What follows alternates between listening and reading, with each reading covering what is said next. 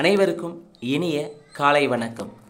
Olympia IAS academy வழங்கும் இன்றைய வீடியோவில் நாம் பார்க்குள்ளது டிஎன்பிசி தேர்வாணையம் 2023 நடத்திய பல்வேறு தேர்வுகளிலிருந்து குறிப்பாக அறிவியல் பகுதியில் கேட்கப்பட்ட 50 வினாக்களுக்கான விடை குறிப்புகளாக தான் நாம் இந்த காணொலியில் பார்க்குள்ளோம்.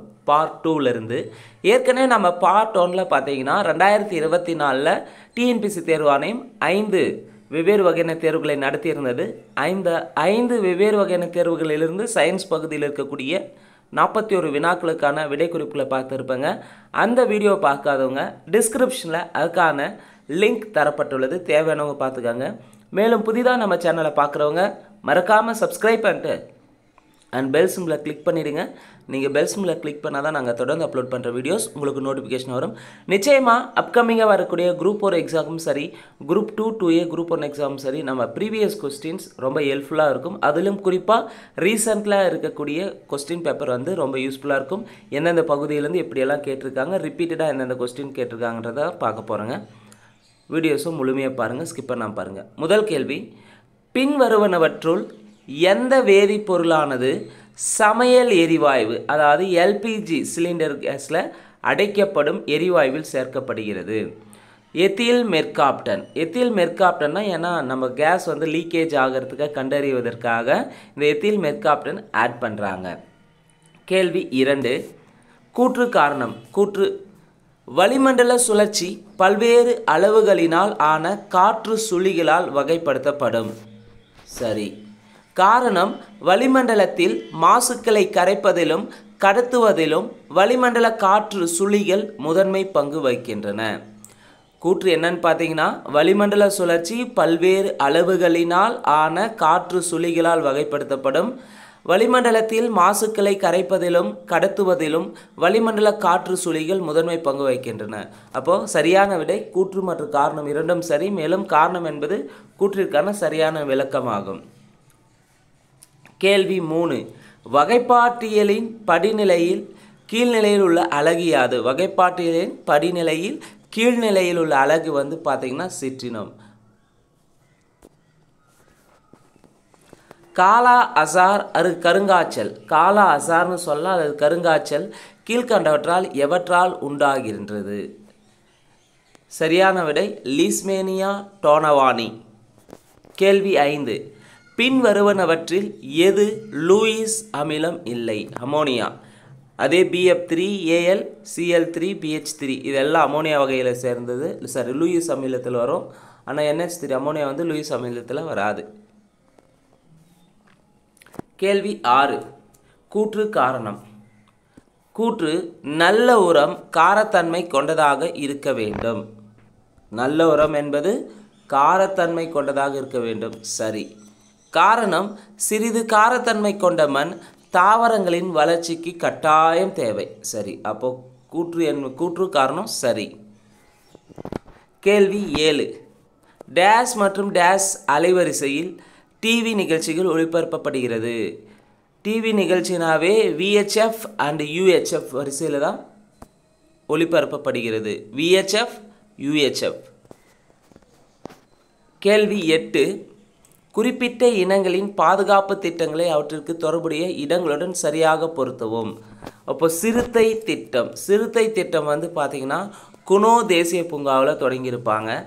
சஞ்சீவனி திட்டம் வந்து இமாச்சல பிரதேசம்.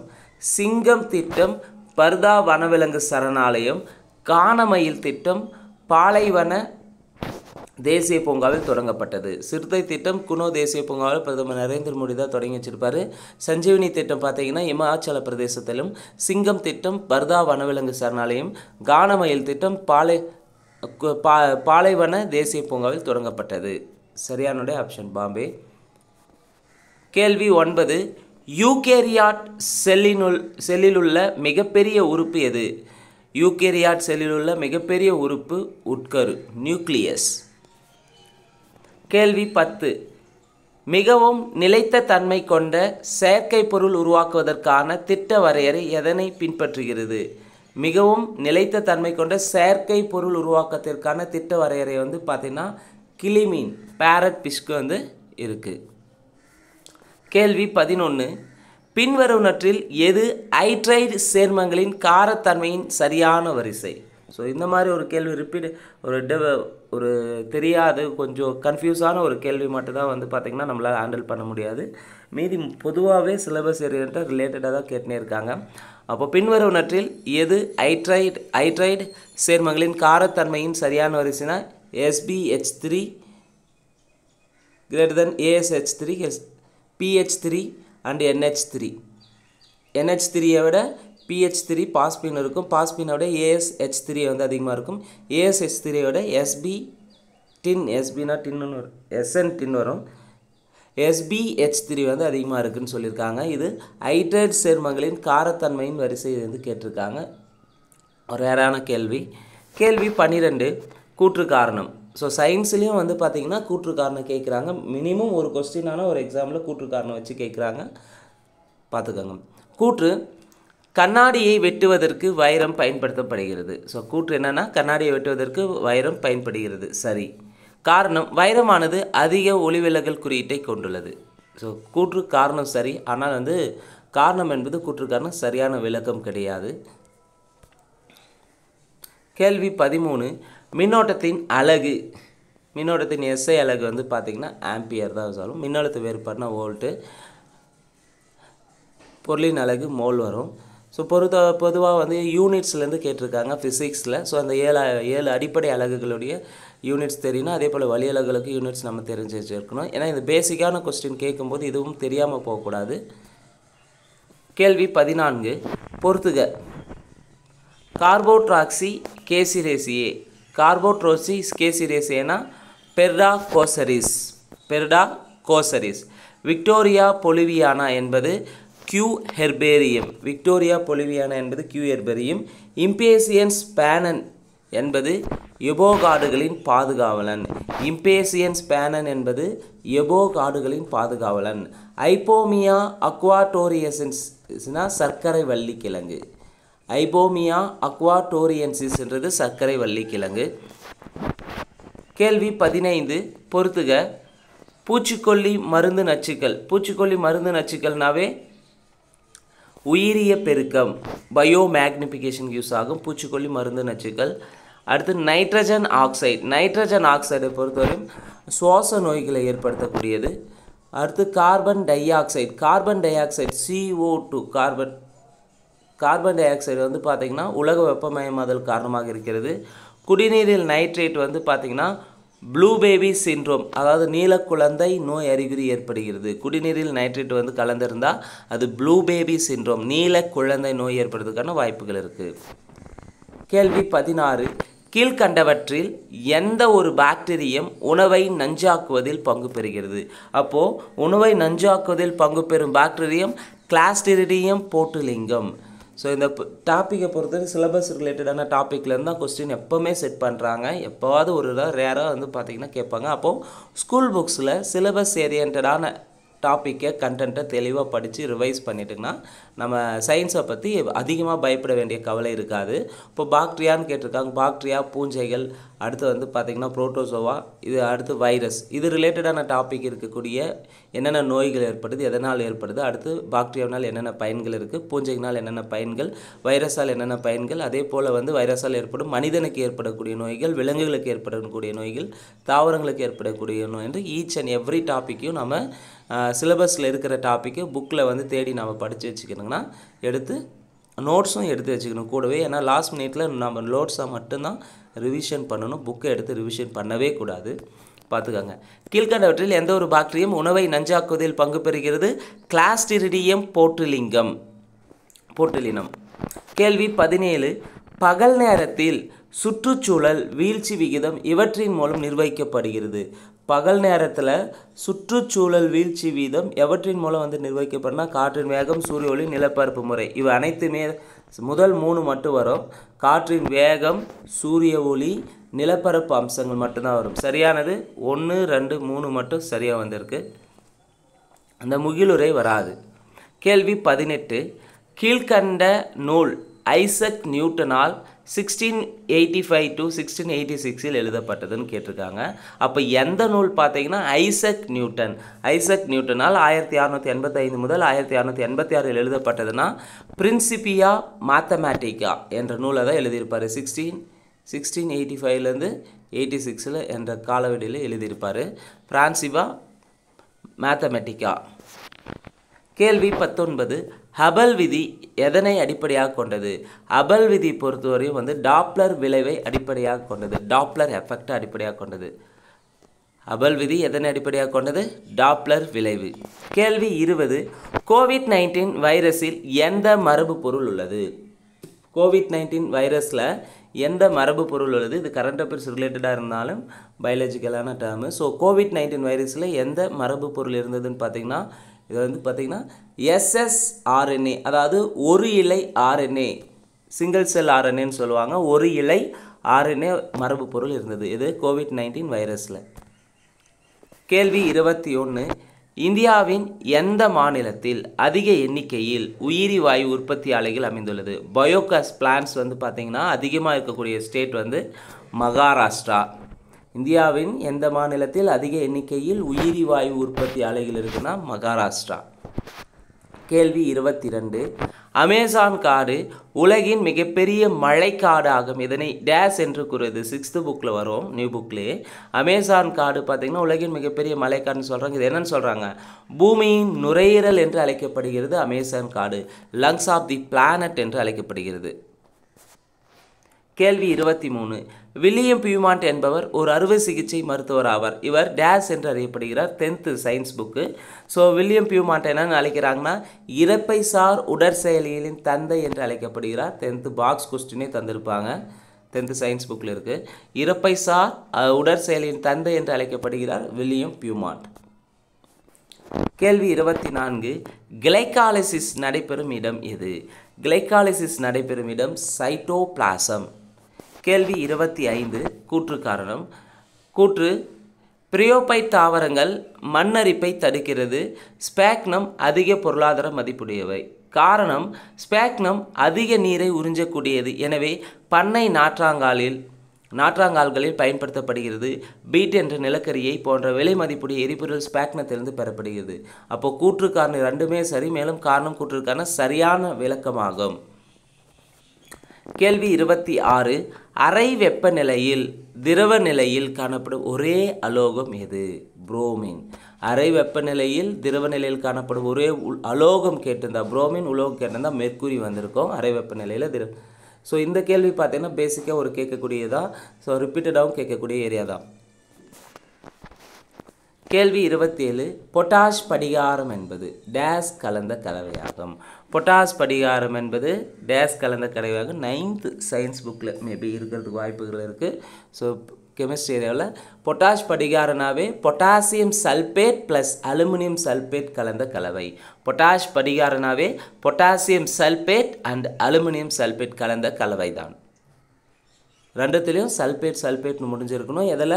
பொட்டாஷ்னா பொட்டாஷ் படிகாரன்னு தான். அப்போது பொட்டாசியம் சல்பேட்டு. ரெண்டாவது என்ன இருக்குதுன்னா அலுமினியம் சல்பேட். அப்போ சல்பேட் என்ற வேர்டு வந்து காமனாக ரெண்டுத்துலேயே இருக்குது, பார்த்துக்கோங்க.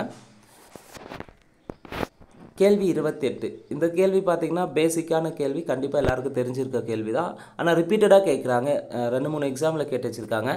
என்பிகே ஸ்டாண்ட் ஃபார்னு கேட்டிருக்காங்க. என்பிகே என்பது நைட்ரஜன், பாஸ்பரஸ், பொட்டாசியம் முதன்மை உரங்கள்னு சொல்லுவாங்க என்பிகேவை.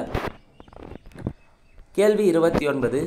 புவியில் M நிறை கொண்ட பொருள் ஒன்று புவியின் ஆரத்தில் பாதி அளவு ஆரம் கொண்ட கோள் ஒன்றிற்கு எடுத்து செல்லப்படுகிறது. அங்கு அதன் நிறை மதிப்பு என்னன்னு கேட்டிருக்காங்க. புவியில் M நிறை கொண்ட பொருள் ஒன்று புவியின் ஆரத்தில் பாதி அளவு கொண்ட கோள் ஒன்றிற்கு எடுத்து செல்லப்படுகிறது. அங்கு அதன் நிறை மதிப்பு 1m. கேள்வி 30. பின்வருவற்றை பொறுத்துக. ஃபிசிக்ஸிலிருந்து நிலை உராய்வுக்கு எடுத்துக்காட்டு கேட்டிருக்காங்க. நிலை உராய்வு, இயக்க உராய்வு, உருளும் உராய்வு, திரவ அடுக்குகளுக்கு இடையான உராய்வு. நிலை உராய்வுனாவே பொருள்கள் நிலையாக இருக்கிறது, அப்போ பொருள்கள் ஓய்வு நிலையில் உள்ளன.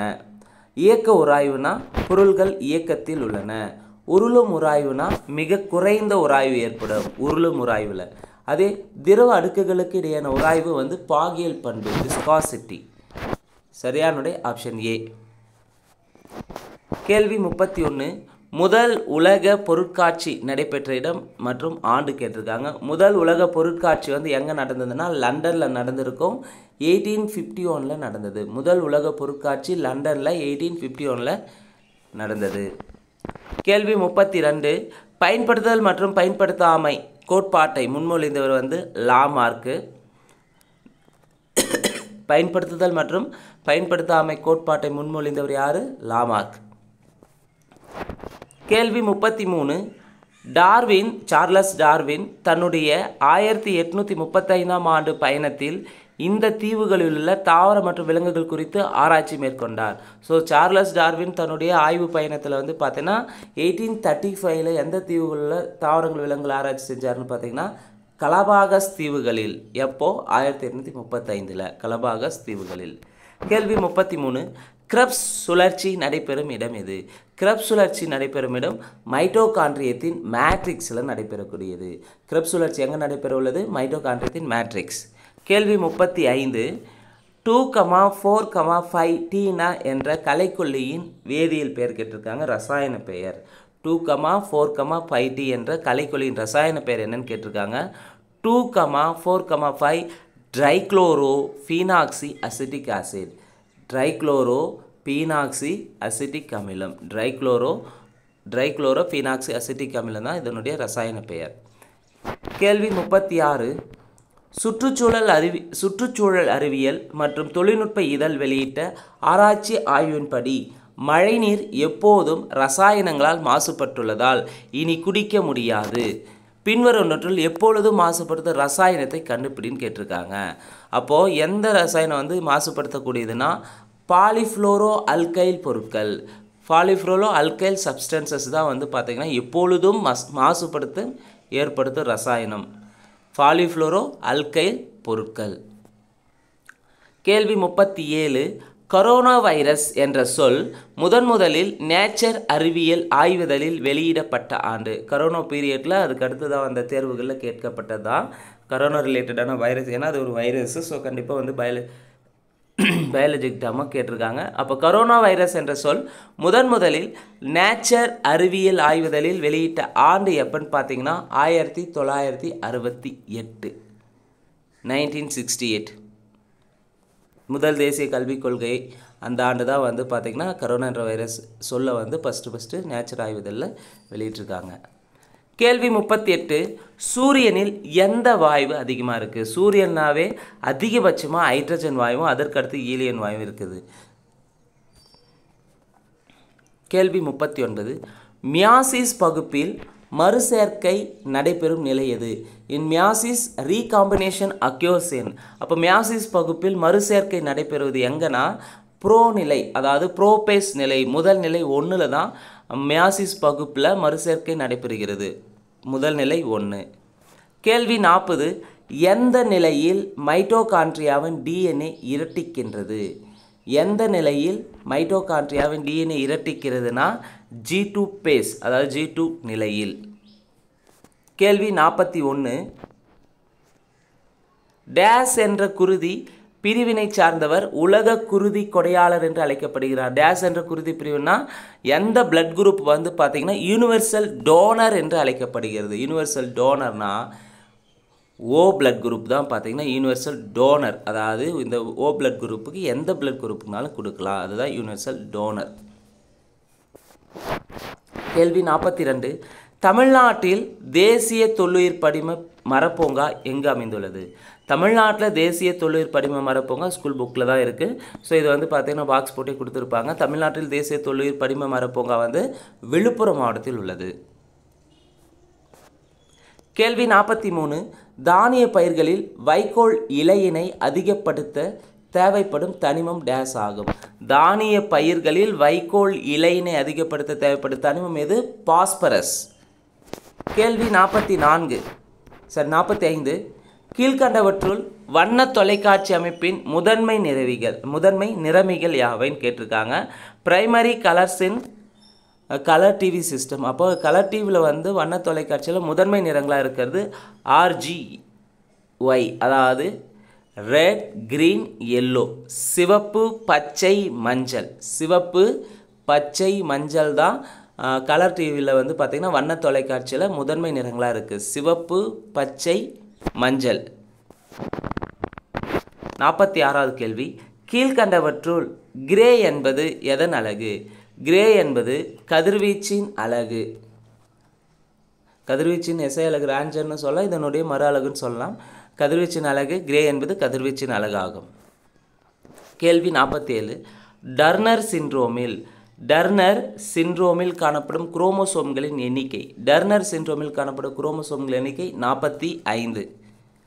கேள்வி 48, மரபணு பெயர்ச்சி டேஸ் என்றும் அழைக்கப்படுகிறது. மரபணு பெயர்ச்சி சிவால் ரைட் விளைவு, சிவால் ரைட் எஃபெக்ட் என்றும் அழைக்கப்படுகிறது. ஜெனட்டிக் ட்ரிப்ட் இஸ் ஆல்சோ கால்டஸ்ன்னு கேட்டிருக்காங்க. சிவல் ரைட் எஃபெக்ட்னு சொல்லுவாங்க. மரபணு பெயர்ச்சி டேஸ் என்றும் அழைக்கப்படுது, சீவல் ரைட் விளைவு. 49வது கேள்வி, இவற்றில் எது பாலின வழி மரபேற்றின் உதாரணமாகும்? இவற்றில் எது பாலின வழி மரபேற்றின் உதாரணம் எதுன்னு பார்த்தீங்கன்னா ஈமோபிலியா. கேள்வி 50, அதிகளவு நைட்ரஜனை உள்ளடக்கிய உரம் டேஸ் ஆகும். அதிகளவு நைட்ரஜன் உள்ளடக்கிய உரம்னாவே நமக்கு டவுட்டே வரக்கூடாது, யூரியா தான் வந்து அதிகளவு நைட்ரஜனை கொண்டுள்ளது.